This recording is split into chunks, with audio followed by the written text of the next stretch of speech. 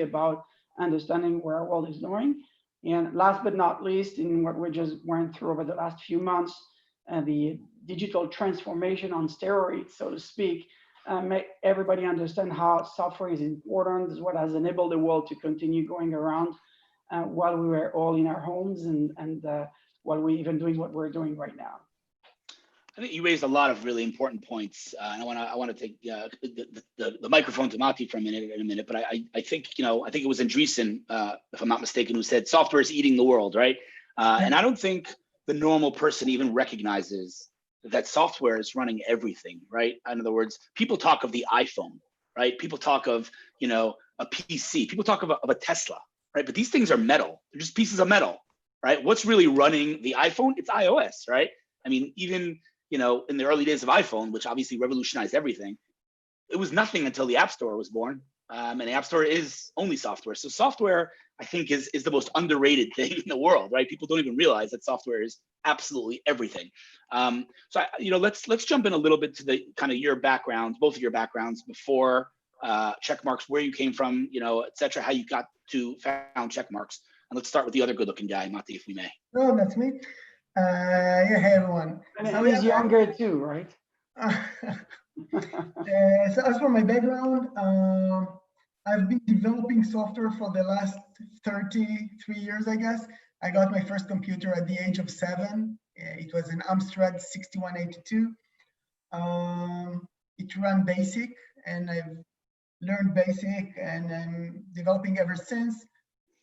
At the age of 18, I joined the Israeli Defense Forces to a unit, an application security unit called Matzov. I've been there for 7 years. And towards the end of my period there, I was asked by the Prime Minister's Office of Israel to join to project, where I served for an additional 2 years. And then at the age of 27, I founded Checkmarx. A couple of months later, I've met with Emmanuel really at the beginning. Why did you found Checkmarx? What was the itch? Oh yeah, so both at the IDF and at the PMO's office, we were looking for an application that will help the developers to develop code more securely. Back then there were 2 alternatives, somewhat immature ones. I saw what they were doing and I said, well, I can do that better. I had back then like 20 years of experience in developing software and 7 or 8 years in application security. And I said, well, I have kind of a unique feature set. I can do 1 + 1 = 3, and I can do it better than everyone else. It was challenging convincing investors that I can do that. But eventually we got seed money from Nayot incubator, and the rest is history, I guess. I just want to point out that you look way too young to have 30 years experience. Well, I'm 41 now, so yeah. Well, that means you were working at 11. I'm not going to even ask about that, but okay, you said you started coding when you were 8, so that makes sense. Oh, yeah. Got it. Okay, and Emmanuel, your background? So I'm actually a little bit like Maty, but from a different angle. I'm a very bad programmer, and that I learned very, very soon in my career. Also got a computer pretty young. That was a Sinclair, and then I had my first Apple after that. But very quickly I realized that this is not where I am at my best. Nevertheless, I'm learn and study engineering and computer science and all of that. And I had spent quite a bit of time, of course, in the Silicon Valley, about 10 years of my career there. I did work as a developer again, just for the very early days.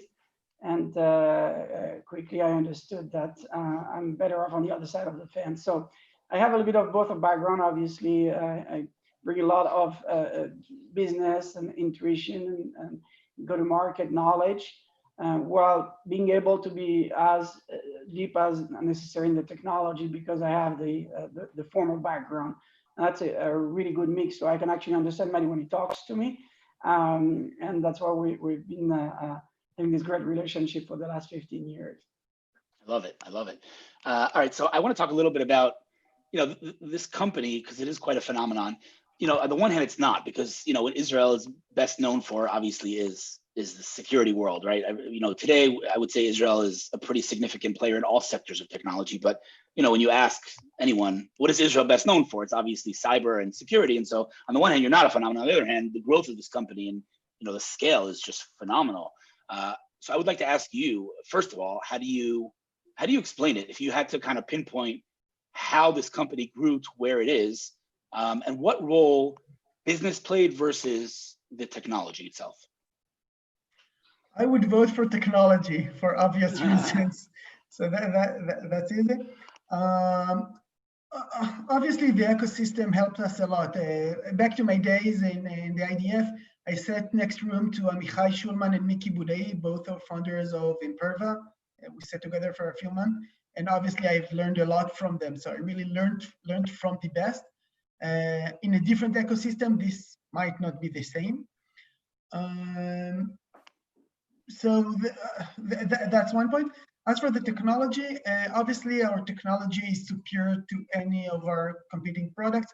Even if you look at the latest exit that we had, a great deal of the due diligence were regarding the technology, the patents that we own, and how we can make sure that there is still an entry barrier high enough for preventing other competitors to join this market. Obviously, execution also has something to do with that, and I will let Emmanuel take that one. Yeah. I just want to address that point because that's a really, really good point that you say kind of as in passing, but I think other entrepreneurs can learn a lot from. On the one hand, you got to build a product, that's quote unquote, I use this word, don't take it the wrong way, but simple enough that it's good and it's quote unquote, and again, for lack of a better term, fun to use, good to use, people love. But on the other hand, there has to be a barrier here or else anybody can just rip it off, quote unquote. And so you guys have that perfect balance. Before we jump, before we jump to Emmanuel, I just want to ask you, if you could really dumb this down, right? Let's say I'm your grandmother. I know nothing about software. I know nothing about security. Because the cyber world, as you know, there's thousands, maybe more, of companies out there that are securing software. That's a very high level generic explanation. Can you dumb down to me in really non-engineer language, what is Checkmarx's product itself? Besides securing software, what is it that you do exactly? Hackers find it easy to hack into servers because the way developers write their code, I'll put it differently. Developers are measured by the number of features or capabilities they're adding to the software, but they're not measured based on the security level of their software. The main reason for that is because it's really hard to estimate, to give a value, to give a score, security score to your software. So that's what we're doing. We're helping you as a developer, your managers, to know what's the security grade of the software that you're releasing. So you can take that into consideration in addition to the quality and feature set of the product that you're giving. So I would imagine, if I understand correctly, part of that process is actually quote unquote hacking in and then trying to hack and try to attack the software to see if there are vulnerabilities. Not quite true. The thing that you talked about is a bit outdated, I must say. Today, we scan the source code of the developers. As they write the code, you can think of that as a spell checker. As you write the code, we tell you whether there are any security issues with your code.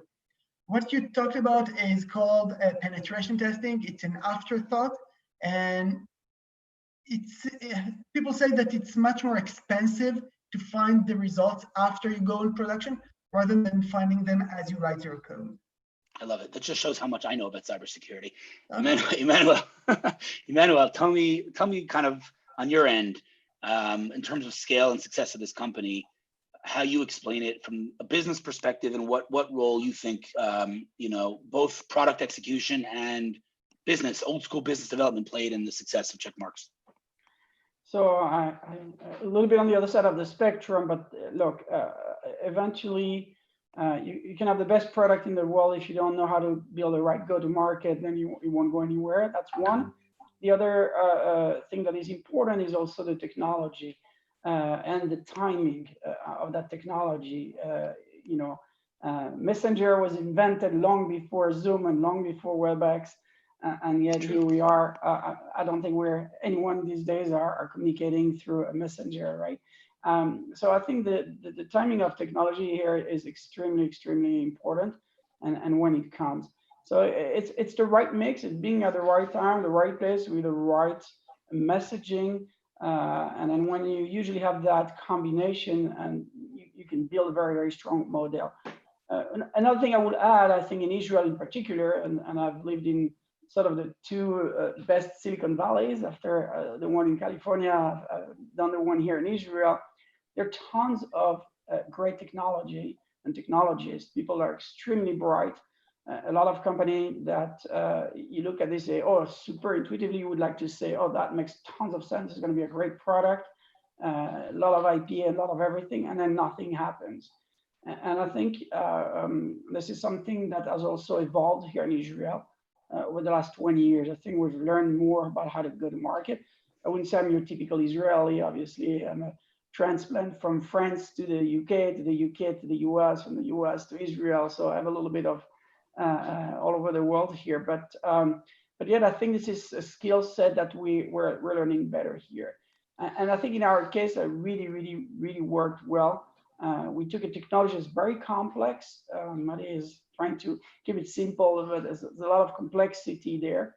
Understand the behavior of code, software code, and try to find where will be the vulnerabilities that hackers would be able to exploit. It's pretty complex.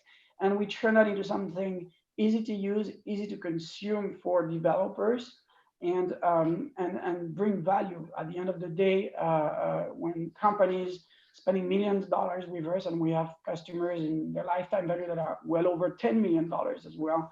So when customers make these kind of commitments, they need to make sure that they have a plan that they can see their return on investment. And I think really part of the business is not only just have a phenomenal good market, is also prove the value over time. And when you do that, you have an opportunity to upsell, increase your footprint at the customers. And this is how you become a company that's going to be here to last, which is really our goal. I feel like you guys can write a book on go-to-market. I'm curious, by the way, Emmanuel, on your right on the wall, there's a big landscape of logos. Is that all of the cyber companies in Israel, or what is that exactly? Oops, these are confidential. No, the landscape of companies. Yeah, this is actually an old. It's our old Checkmarx logo, but some of our grand customers, so to speak. So yeah, we're all over the place. Essentially, every company in the world is developing code, a piece of software, from SME, small and medium businesses, all the way to very large enterprise, the SAP, the Salesforce of the world. All these companies are potential customers for us. And actually, a lot of them are our own customers. We own about half of the Fortune 100 company today, our customers, and we have a very large number of the Fortune 1000. So yes, this is definitely a landscape, and it's all over the world. I think we work in about 72 countries. And so again, it goes back to the concept that whenever you're developing code, understand that security today is a must-have, and it can't be an afterthought. So people are getting into that mode. And I'll finish by talking about maybe the Trustworthy Computing Initiative, which essentially there's a lot behind this whole movement about making developers and making organizations aware, code aware, and security aware. I think Bill Gates in the late 90s or early 2000 defined the Trustworthy Computing Initiative, essentially saying that every developer needs to program securely from the beginning. And that was a vision. Very little happened, and we're still in the midst of that vision. It's a work in progress. It's going to take another generation, perhaps more. But yes, a developer today understands that, oh, I'm a better developer if I know how to do it securely. And I think it's really a journey, and we are the category definer for that journey today, and probably, of course, I'm biased, but the undisputed leader. Love it. I love it. Look, confidence. I have two things. First of all, I want to say that I'm getting messages, just letting you know, back channel of people around the world that are watching this thing, and they're loving your insights. So that's first of all. But I want to ask you kind of the obvious question here, right? I think this is the big, I guess, elephant in the room. Not an elephant because there's nothing negative, only good here. But you guys were acquired. You guys are valued at over $1 billion, like you said, $1.5 billion. You were acquired, and you were acquired at a very interesting time in history, I would say, probably unprecedented time in its difficulty. And so I want to talk a little bit, before we talk about the acquisition, I want to talk a little bit about how COVID has impacted the workflow, the culture, and the DNA, I would say, of Checkmarx. I guess let's give it to Maty and let his face, because you guys are both equally good looking. I want to give everyone equal rights here. From my perspective, at the beginning, we were afraid it will impact the velocity of the company, but now we're about 2 months into that, and I think it hasn't impacted the velocity. The way I measure it is by meeting different deadlines that were set before COVID. And so far we have met each and every one of these deadlines. So from, it's kind of an objective KPI. And from that measurement, it seems business is as usual. That's amazing. Is everyone working? I'm assuming everyone's working from home. Yeah, everyone's working from home. Yeah, for most of the world, although in Israel, things are opening up a little bit further, but yes, for the most part. I ate at my first restaurant today. Yeah. All right. So, I mean, listen, I would like to, just maybe take a step back for 1 second and talk for 1 minute about just, high level context here, scale of this company. Give me some numbers, whatever obviously you can talk about, obviously nothing confidential, but number of employees, capital raised, who are some of your investors? Give me the high level overview so people understand just how, sizable, how large this company is. So I think let's go back to history. We're the best product of our history. I think when we started, we had a few $1,000s in the bank. Literally, we were in a garage, or over a garage, to be more specific. That's so cliche, man. That's so cliche. Garage. Exactly as it is. I actually have the pictures. So, so one day in the book, we'll put them. And as we grew the company, of course, we went to the first round of fundings. We started around 2006, which was a difficult time because right around that corner, we had the 2008 financial crisis. So it was very difficult to raise. We didn't see back then those massive amount of fundraising that we see today. That a lot of startups are raising their round A at 10 or $20 million. That wasn't the case back then. So we raised a little bit of money, and we're very, very strategic about the kind of fundings we raised. But we brought money from interesting parties. For instance, Salesforce invested in our company. They were the first investment for them out of the US in Israel. So we're a great recipient of that money. It wasn't a lot of money, slightly over $1 million, but it's a very influential money. I got to meet Mark Benioff in the process, a lot of branding around that. And Salesforce is known as a type A adopter, type A type of company. Anything that is interesting and visionary, we want to have some part into. So that was really sort of when things unlocked, and we were a $7 million in terms of sales type of company. Fast forward to the future, we've been growing at a very, very nice pace for the first 10 years, essentially doubling year on year. So, from 1 million to 2 million, 2 to 4, you can do the math. We're nicely over $100 million company and growing at a very, very nice high 2-digit percentage rate. So it's a decent footprint in our industry. And again, this is a still fast-growing industry, so there's a lot of potential for growth. My first claim to the venture capital industry was if there are 20 million developers out there and we can sell a solution for $1,000 per developer per year, we get a $20 billion plus market. And if you put all the company in the world, including Checkmarx, that market, we're not even servicing $1 billion out of that 20 billion. So there was tons of room to grow, and there's still a ton of room to grow. And by the way, today, all the analysts of the world are saying this is more like a 40 or $50 billion market. So we were even conservative from our approach. And I think this is what was the main trigger for a company like Hellman Friedman, which is known to be the most appreciated and one of the best, probably private equity I can think of, to come in. I think they make one investment in software every 2 or 3 years. In average, I think they make perhaps 1.5 investment a year. So when they actually invest in a company, it's a big event, and we were the recipient of that investment. So Their strategy is very different than our previous investor, Insight, who's been a phenomenal partner for us for 5 years. But their strategy is on the other side of the spectrum. Now we pick the best-in-class companies. We think these companies are worth $10, $20 billion because these are the companies that are going to define the future. And obviously, I am biased there, but we're in full agreement with them. We came in as saying, this is our vision from day one. We haven't moved it for an inch. Yeah, and here it's happening more. So obviously a lot more visible today because of the digital transformation. And it's a journey. So it's really happening in real time. Love it. I just want to mention one more thing, by the way, for those that are watching, there is a Q&A section that we're going to try to take some questions at the end. So feel free to ask questions. There is a question here for the crowd, which is, I promise, I'm not making this up. It was the next question I was going to ask anyway. And that is, everyone talks about, successes, right? Everyone talks about we were acquired for over $1 billion. We built this company. People don't realize how hard you work. People don't realize that this is, again, right? We read the tech press, monster rounds, massive acquisitions. People don't realize just what goes into entrepreneurship. As a serial failed entrepreneur, I can tell you that firsthand.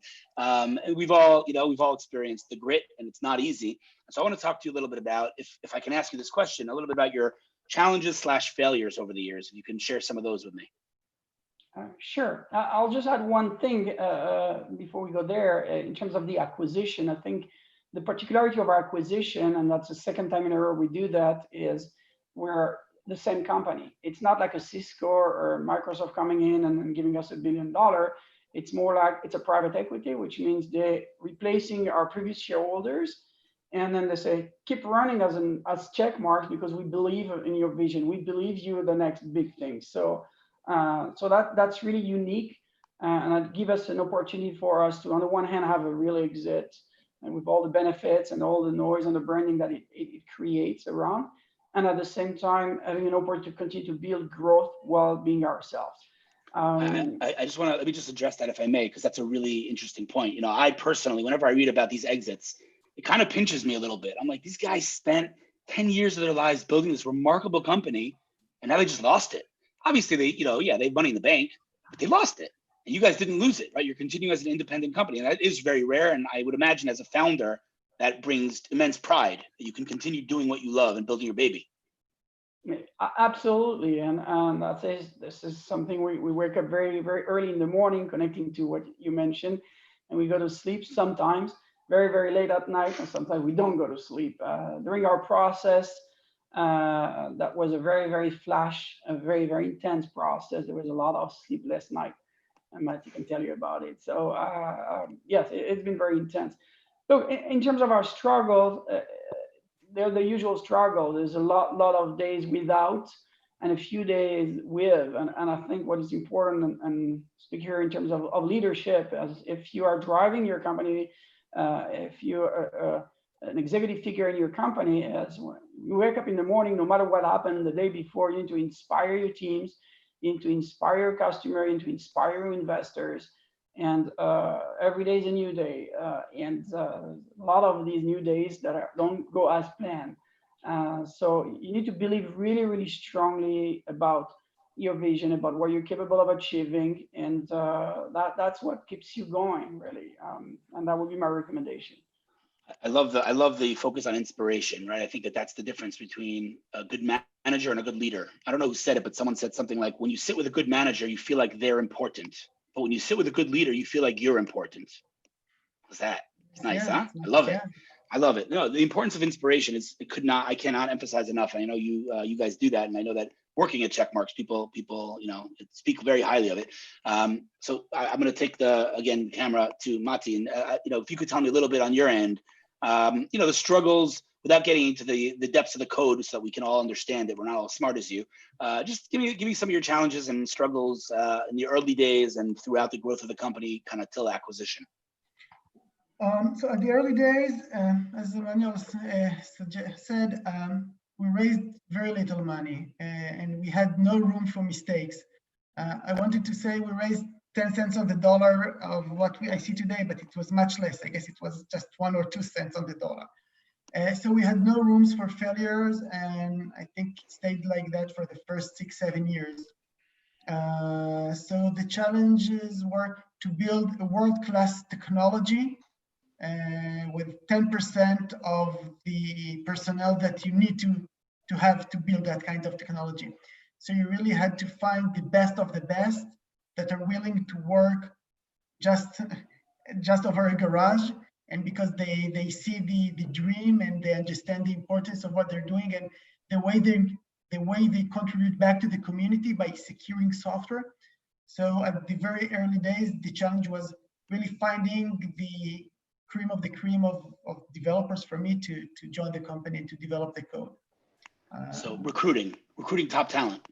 Yeah. Right. So I think that's obviously a pretty global challenge that all companies struggle with, including the big boys, right? Even the Googles and the Amazons and the Facebooks, they're all competing with each other, and everyone, has to deal with that. So I think that you're in good company when it comes to that. Yeah, but I guess they have certain percentage of mishires, and at the early days you just couldn't afford that. I think that there is some difference in that. Interesting, love it. All right, let's talk about the acquisition a little bit, if I can ask about that. Talk to me about the process. Again, obviously, whatever's sensitive we'll leave out, but when did this process begin? How long did it take? A lot of people hear about these exits, these monster exits and valuations. Very few people have an inside kind of look into how this all works. So I'd love to hear a little bit about the process, and again, share whatever you can, but when did it start for starters?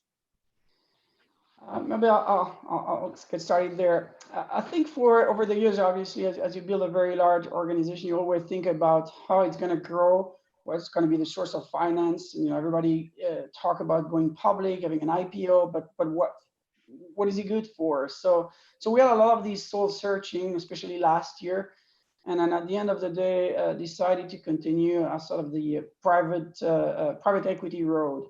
And I wanted to continue building growth in the company under the radar, keep the company private as long as possible.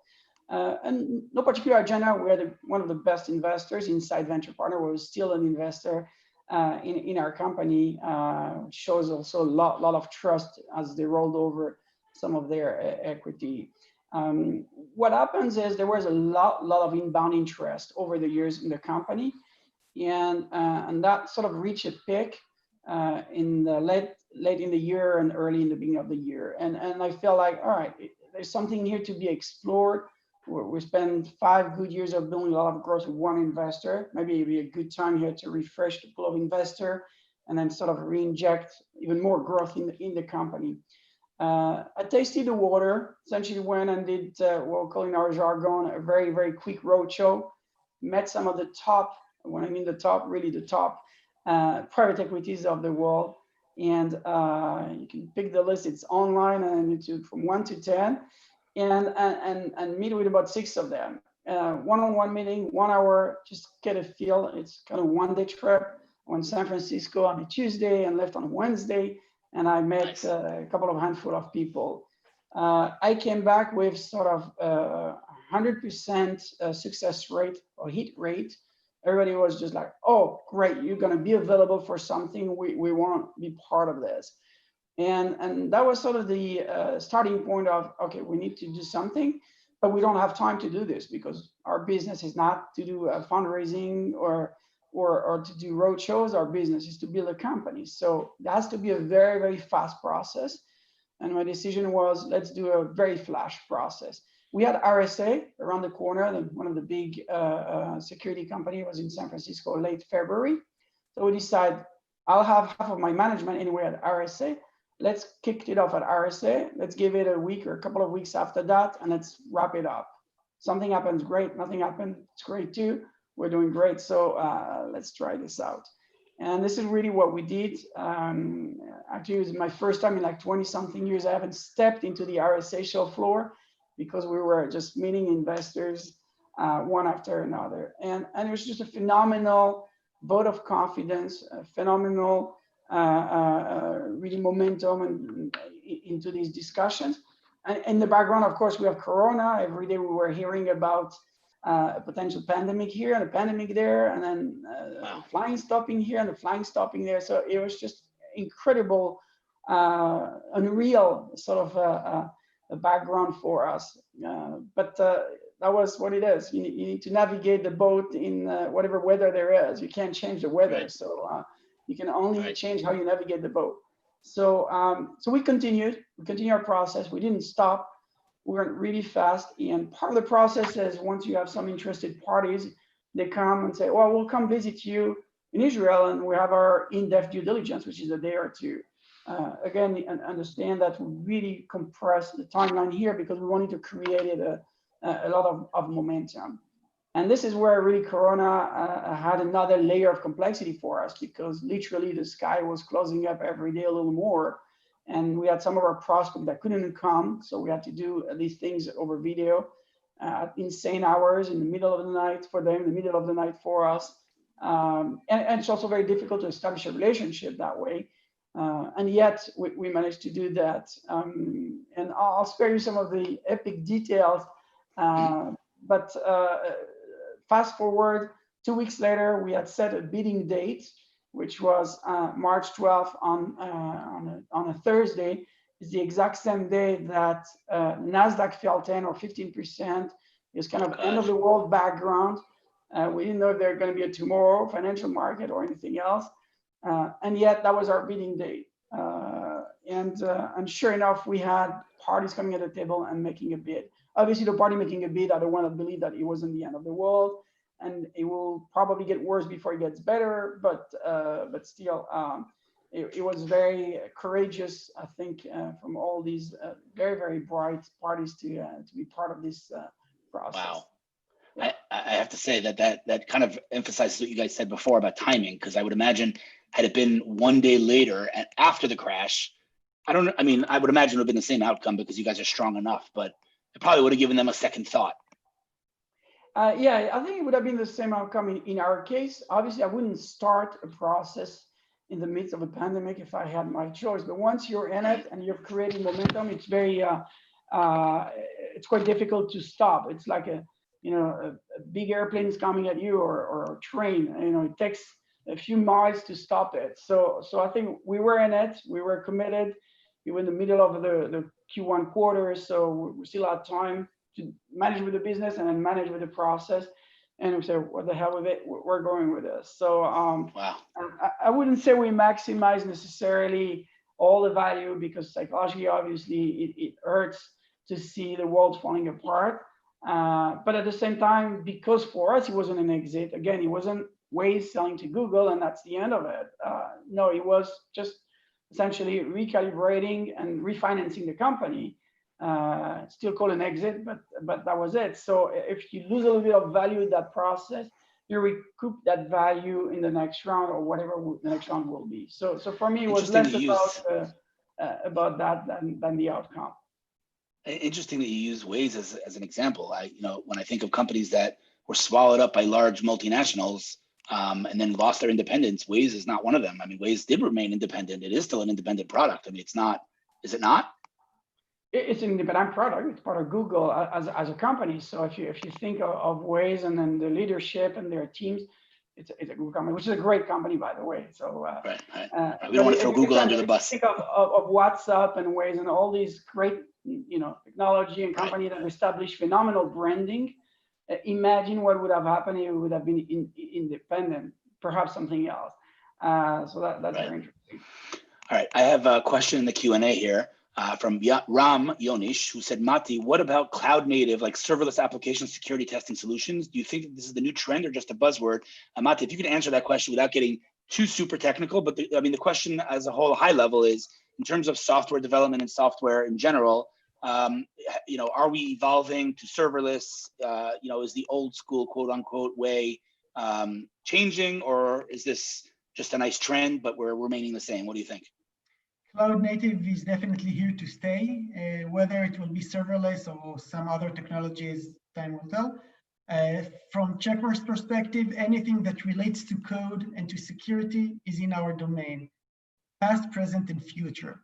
So definitely scanning serverless code is definitely under our responsibility. I love it. All right. Now, since this is at the end of the day, startup grind event, let's focus a little bit on other entrepreneurs watching. We have probably hundreds, if not thousands, of other people in the entrepreneurial world watching this thing.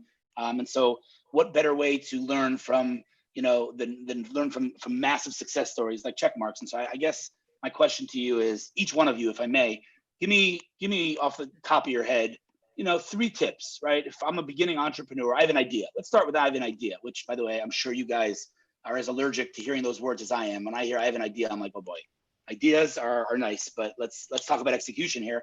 But I have an idea for a startup. Give me top 3 pieces of advice to take that idea and turn it into a large, sustainable business. Maty, you could start.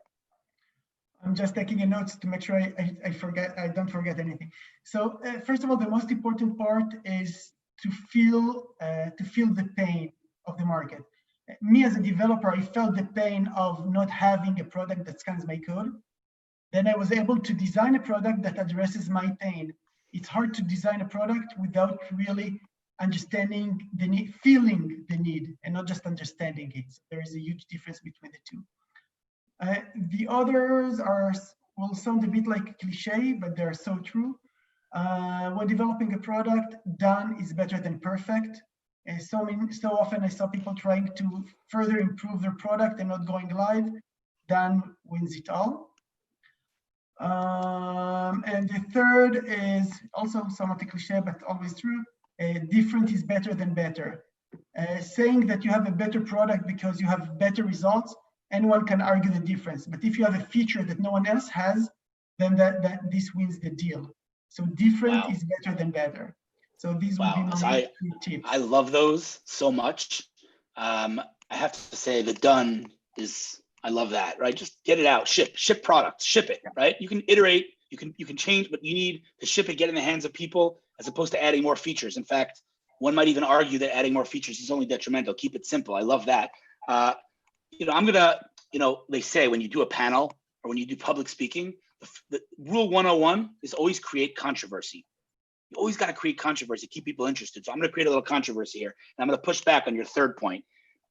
If I come to a certain customer and I say, I'm going to help you increase the security of your platform, and the next day some other company comes and says to the same target audience, I'm going to help you secure your platform better. So we're competing for attention of the target audience. You really think that if I have one feature over the next guy, that's what he's paying attention to, as opposed to who wins in terms of execution and something that I enjoy using, as opposed to this feature versus that feature? I mean, it's an interesting point. I never heard any entrepreneur say that. Oh yeah, definitely. We know for a fact that we have certain features in our product that no one was able to develop, and we win deals just thanks to these capabilities, a graphical view or a specific configuration capability, and we win over deals, many of the deals based on these features. I love that. By the way, what was your first point again? Remind me. Done is better than perfect. The second one. That was the second one. Feel the pain. Yeah. Sorry, to feel the pain. Oh, I love that. Right. I love that. That's another thing, right? Entrepreneurs, I want to build people. Let me tell you something. When people say to me, I say, what's your dream? And they say, I want to be an entrepreneur. I'm like, dude, that's not a dream. If you have a pain that you want to solve, then you become an entrepreneur. An entrepreneur is a vehicle. Yeah. Being an entrepreneur is not an end. That's not the goal. That's a means to an end. So feel the pain and build something to solve that pain is gold. That's absolute gold. I love it. Emmanuel, what are your 3 tips? Yeah, I meet at any point in time, often people that comes to me and say, hey, I want to be a CEO. And I'm like, what do you mean? So anyway, I relate to what you're saying. Look, I think from my perspective, beyond what Maty mentioned, that has to do with, of course, the offering, the value proposition, the product, the technology.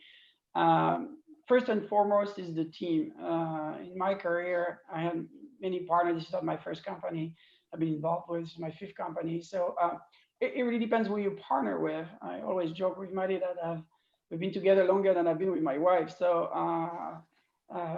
the team and the chemistry is very important. I think I'm waiting. I had about 22 people invited, and that was the whole company. So team is very important, and team from an angle of loyalty, support. Sometimes you don't necessarily get the best people, but you get the people that work best together, and that's super important. And as you continue to grow as a much larger organization, of course, you want both of all worlds. You want the best people, and you want them to work at their best together. The other part is really, once you have that sort of top down, you want to make sure you create a culture, an organization with a value. And here, I think the leadership is fundamental. You give the tone. It's like captain, you step on board on the ship, you just give the tone. If you want your ship to be dirty, then you're not gonna be upset if the ship is dirty. But if you want it to be clean, then you make it sure it's that way. So the culture is super important. What are the key values? What you want people to relate? And for us, work hard and play hard is a big understatement. I think many examples of that on the various social environment. I mean, we took the whole company to Thailand earlier this year for company kickoff. So, Wow. We shipped over about 650 or so people to Thailand because I wanted them to hear the message firsthand from me. So, of course, there's a bit of a gimmick there, but I was super efficient. And our theme there was, I am Checkmarx. Make everybody be part of this phenomenal company. You are Checkmarx. You make this company what it is. It worked really well. And so that culture is very strongly embedded into our people. And last but not least, once you have all of that, then your customers. I meet at any point in time in the year tons of customers face to face.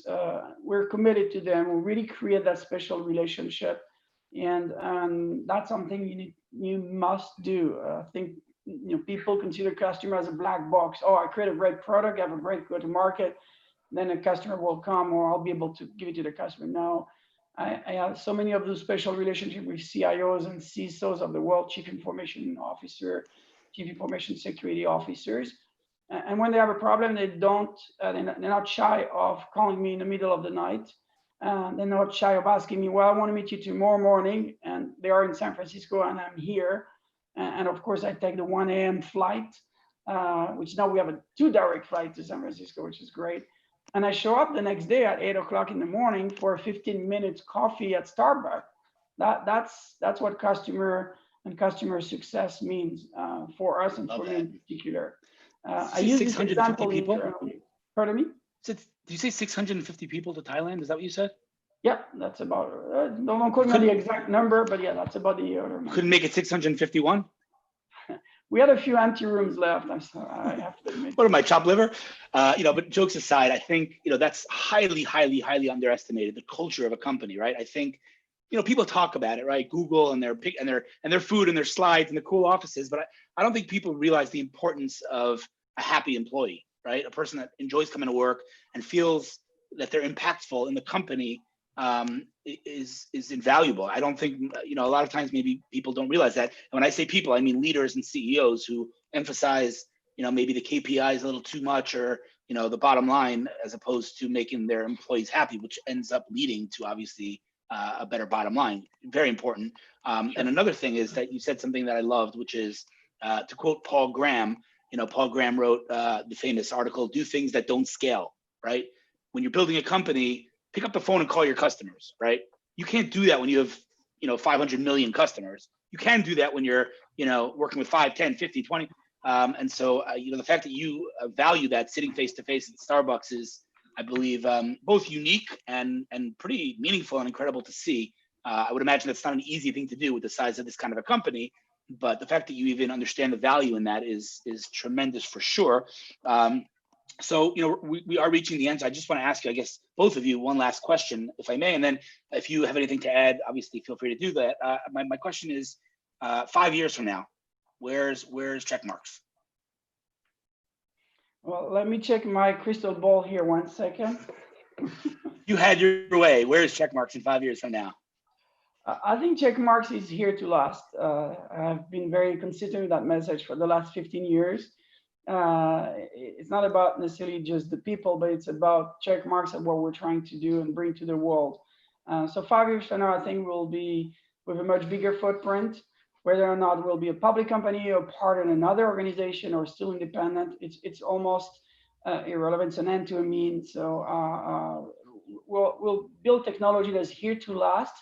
We'll build a vision that is definitely here to last, because the world is going software. I think nobody would argue that, especially nowadays. So what we do, I think our work is very important. It's certainly not maybe as attractive as as a Facebook or something else. It's a very different world. It's enterprise software, but I think it's the backbone of what makes our life driven by software a lot better. So yeah, definitely, I'm voting for it. I mean, I think companies like Checkmarx enable or facilitate companies like Facebook, right? I think you can't separate the two. Absolutely. A lot of these companies are our customers, as I suggested. So Right. without giving into names, but yes, a lot of these companies are.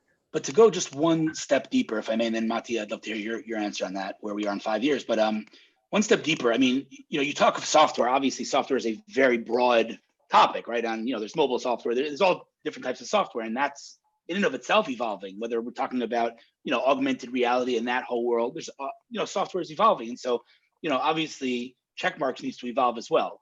So of course you're here to last. That's obvious at this scale. You're not going anywhere. But how important is the art of the pivot? Not pivot, but evolving and iteration in terms of making sure that you are addressing the needs of the market.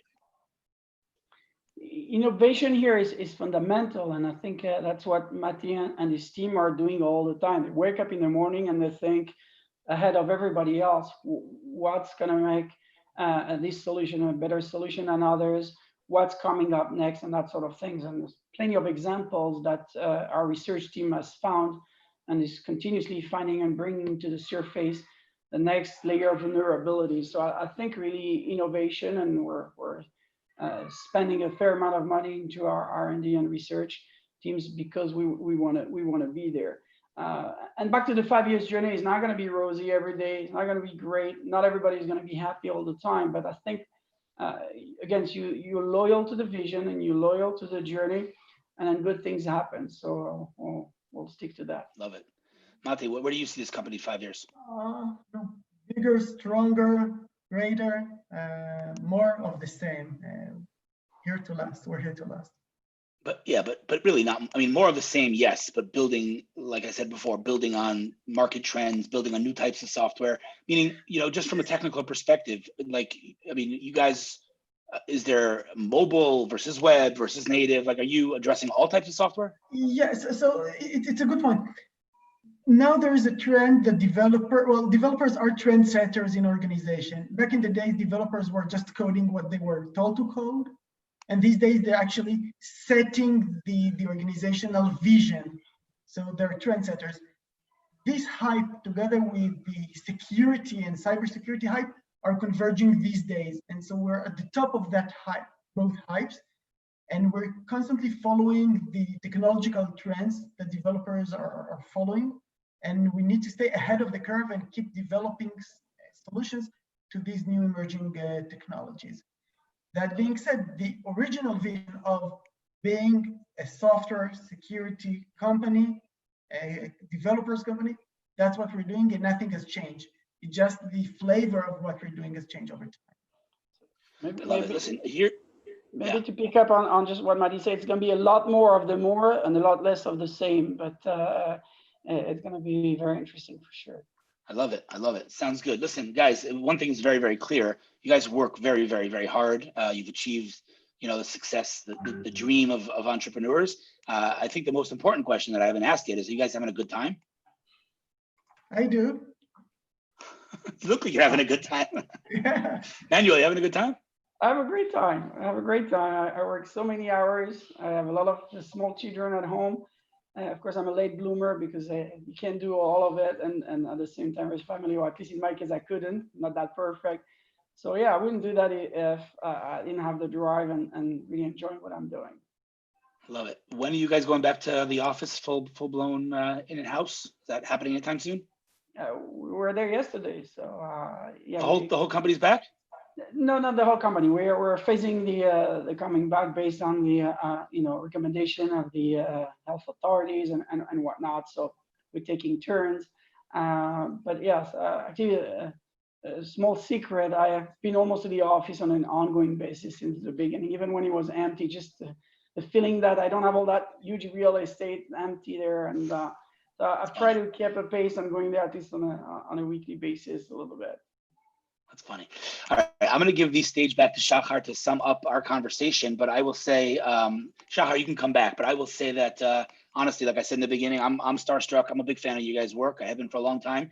And really on a national level, I think it's fair to say that this recent acquisition, but even pre-acquisition, the level of success and scale that you guys have achieved is just nothing short of national pride. It really is national pride to see these companies become unicorns, as opposed to, I'm going to say what Israel used to be known as startup nation, which is, we build small startups, sell them to Google and Facebook, $50, $100 million, as opposed to living, and letting the company mature and reach, multi-billion-dollar valuations. So you guys stuck it out. I'm sure you had a lot of temptations over the years. So keep doing what you're doing. And, it's an honor, and I'm following closely. I'm a fan, and love it. Thank you for your time today, guys. Great. Thanks, Hillel. Thanks a lot. All right, Shachar, the stage is yours. Thank you very much for your time today and the inspired interview. Thank you, Hillel, for joining us, the Startup Grind event. It was really important for us to share this story with our audiences. Startup Grind is a global community, so for us to share those stories with more audiences than 50, 60 people in a room that we are hosting every month, it's very important. I shared a link for the next session, but first, before we say thank you for you guys, I want also to thank the team of Startup Grind that is doing a really hard job to bring all the people together and all the infrastructure behind those events. We're hosting more than 300 events in months, so we have a small group of volunteers. So thank you for all the guys who help us and for the Tel Aviv team. And we have some supporters, but also the Checkmarx team made an amazing job, to put you all together for an hour now. And also the PR teams and Deutsche Bank that support now the community in Israel, and they decided, to get close to the local startup ecosystem, and they want to be part of it. So they decided to sponsor us this year. So we're really happy. I put the Zoom link for the breakout room on the chat on the right side, or you can see it now. So if you want to stay for networking, this is what we are doing in-person events. So there is an opportunity now for a short interview, short networking part. And Maty and Emmanuel, if you want to join and speak to the audience, it's great. If not, I really, really thank you for your time. You made an amazing job, and the audiences for Jerusalem Post will watch it. We will put this interview in our event page for later, so people can watch it later and share it with other entrepreneurs. So guys, thank you very much. Thank you very much. Bye-bye.